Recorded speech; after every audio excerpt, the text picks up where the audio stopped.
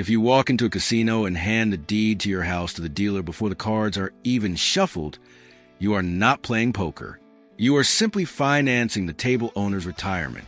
And Brian Cashman just signed over the deed to the Bronx to the most dangerous shark in baseball, super agent Scott Boras. The media is celebrating this Monday morning. The Yankees secured the return of Cody Bellinger on a 5-year, $162 million contract. The headline looks beautiful. New York saved the championship window. But when you pick up the magnifying glass and actually read what's underneath the surface of this deal, what you find is not a sports agreement. It is a corporate kidnapping with the front office held hostage. The Bellinger contract is the most visible evidence of organizational panic the league has witnessed this offseason. The Yankees assumed 100% of the injury risk, 100% of the performance decline risk, and they handed every single key to the car directly to the player. Today we're dissecting the anatomy of this armed robbery, why the opt-out clause has transformed this contract into a game of financial Russian roulette for New York, how baseball's fast karma charged a desperation tax after Aaron Judge's public revolt, and what it truly means to handcuff your salary ceiling to a player with a documented history of disappearing at the plate. But before we open a fine print on this financial poison, I'm putting the owner's pen in your hand. Would you be willing to pay a $20 million signing bonus, grant opt-outs in year 2 and year 3, and hand over a full no-trade clause to Cody Bellinger? All of it, just to quiet the fan base today? Or do you believe that a general manager who allows himself to be blackmailed by a super agent has no business sitting in the most important chair in American sports? Think like a Wall Street CEO, because accounting cosmetics do not win the World Series. Let's walk into the scene of this tactical extortion. The contract says 5 years. That is not entirely true. What this contract actually is, when you strip away the headline number and read the architecture, is a series of options that benefit exclusively Cody Bellinger. Let's be precise about how this works. If Bellinger performs an elite level over the next 2 seasons, all-star appearances, 30-plus home runs, the kind of production that resets his market value, he triggers the opt-out. He tears up the remaining years of this contract, re-enters free agency, and forces the Yankees to either pay him even more on a new deal or watch him walk away after already collecting the signing bonus and the first 2 years of salary. The Yankees get the risk. Bellinger gets the upside. But here's where the trap closes on the other side. If Bellinger regresses, if he returns to the version that made Dodgers fans wince during his decline years in Los Angeles, if a knee buckles or shoulder barks, he simply doesn't trigger the opt-out. He stays. And the Yankees are locked into paying north of $30 million per year through 2030 for a player delivering declining production they cannot move, cannot restructure, and cannot escape. Because Cashman, in a moment of complete negotiating capitulation, also granted a full no-trade clause. New York cannot ship him to another team. They cannot attach him to a package and recoup value. They are legally and contractually chained to whatever Cody Bellinger becomes owed the life of this deal. The opt-out structure means Bellinger gets to make the rational economic decision at every checkpoint. He leaves when the contract undervalues him. He stays when it doesn't. The Yankees have no equivalent exit. In every scenario where this contract goes badly, New York sits with the damage and writes the checks. That is not a sports contract.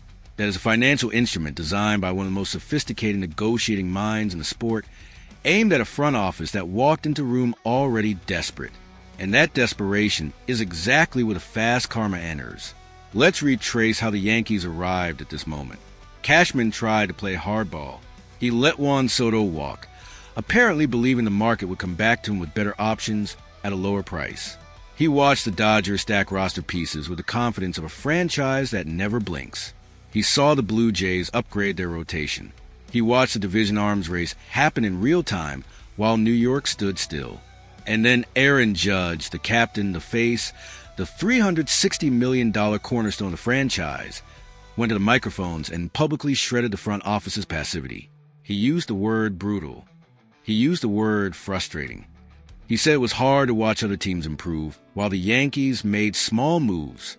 When your own captain does that publicly, the front office doesn't just face media pressure. The front office faces an internal legitimacy crisis. The locker room watched that interview. The players saw their captain draw a line. And the organization had a choice: respond decisively or watch the chemistry of a championship-caliber clubhouse slowly dissolve. Scott Boras watched all of it. Every press conference, every quote, every headline about Judge's frustration. He calculated the Yankees' desperation with precision of a forensic accountant. Then he made his call. His message to Cashman was not subtle. It was, in essence, accept every term I'm asking for, or tomorrow's back page is another story about how the Yankees fail to land their top target while the Mets and Dodgers keep winning the offseason. Sign here, or the pressure gets worse. Cashman signed. The stubbornness of past winters. The refusal to spend aggressively when the market was more favorable. The insistence on homegrown solutions that underdelivered. The decision to let Soto go. All of it combined to create a negotiating position so weak that Boras could essentially dictate the terms. The economy of yesterday's stubbornness funded the blank check of today's panic. That is a precise definition of how fast karma operates in professional sports front offices. Now, let's be fair about what Cody Bellinger actually brings to this roster, because the analysis has to be complete. When Bellinger is locked in, he is a genuinely valuable two-way player. The defense in center field is legitimate. His routes are clean, his arm is functional, and his presence allows the outfield alignment around him to optimize. In the lineup, he provides left-handed pop and the kind of contact quality that disrupts opposing bullpen construction in late-game situations.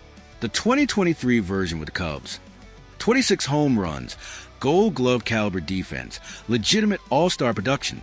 That is a real player. That player exists. But the 2021 and 2022 versions in Los Angeles also exist. The version that posted an OPS under .700, while an entire fan base held its breath wondering what happened to the 2019 MVP. That version is documented, recent, and cannot be dismissed as ancient history. The contract pays for the 2023 version. If the 2021 version shows up, the no-trade clause means New York absorbs every dollar without recourse. That is the gamble sitting underneath the $162 million headline. So the risk policy is in your lap right now. You need to protect Aaron Judge's lineup. You need to quiet the internal crisis the captain himself created by going public. You need to show the fan base in the locker room that the front office is capable of acting with urgency. Bellinger checks those boxes in the short term, but the opt-out architecture, the full no-trade clause, the $20 million bonus already deposited, all of it means the Yankees won this news cycle while potentially losing the next 3 seasons of financial flexibility. Do you hit the green button, celebrate the return of Bellinger, and trust that the 2023 version shows up in pinstripes consistently enough to justify everything Boras extracted? Or do you look at this contract clearly and recognize that a general manager who accepted these terms under this kind of pressure has handed Scott Boras a masterclass in how to exploit a desperate franchise? Drop your verdict in the comments. Bellinger was worth every term. The window is open. Or Cashman just handed Boras the deed to the Bronx. Yankee Stadium deserves respect for its vault, not cheap public relations victories that age badly by April.